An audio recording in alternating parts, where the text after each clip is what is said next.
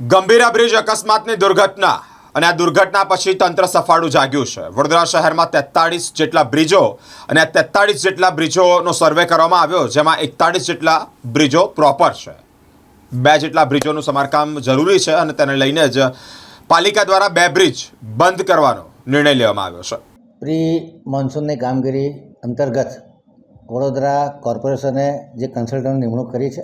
વડોદરા શહેરમાં ટોટલ 43 હયાત બ્રિજો છે, એમાંથી 14 રેલવે ઓવરબ્રિજ છે, 22 જેટલા રિવર ઓવરબ્રિજ છે, 4 જેટલા ફ્લાયઓવર છે અને એક અન્ય બ્રિજ છે। એમ કરીને ટોટલ 43 બ્રિજ છે।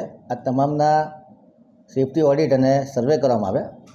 43માંથી 41 બ્રિજનો સ્ટ્રક્ચર સ્ટેબિલિટી રિપોર્ટ અને એની જે મજબૂતાઈ છે એ બરાબર છે એવું આ બંને કન્સલ્ટન્ટો જે વડોદરા કોર્પોરેશન દ્વારા એપોઇન્ટ થયેલા છે, મેક્યુ અને ડેલ્ફ, અને તથા અમારા ડિપાર્ટમેન્ટના અધિકારીઓ આ સંયુક્ત સર્વે કરી અને 43માંથી 41 બ્રિજ સેફ હોવાનું અમને જાણ કરવામાં આવી છે।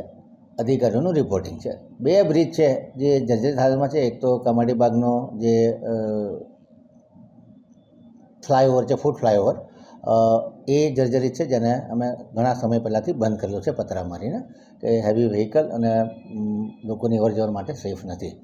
એટલે જાંબુવાનો જે જૂનો બ્રિજ છે એ પણ લોકોની અવરજવર માટે બંધ કરેલો છે। બાકીના બ્રિજમાં કોઈ જગ્યાએ નાની મોટી ક્રેશ બેરિયર તૂટી ગયું કે એ પણ ઇમિડિયેટલી મને પંડ્યા બ્રિજ છે આના ક્રેશ બેરિયર રિપેર કરવાની જરૂર લાગે છે, એ પણ અધિકારીઓને કડક સૂચના આપી દેવામાં આવી છે કે વહેલામાં વહેલી તકે આના ટેન્ડરિંગ કરીને અથવા કમિશનર સાહેબને જાણ કરી અને આને રિપેર કરવામાં, જેથી કરીને કોઈ અકસ્માત સર્જાય નહીં।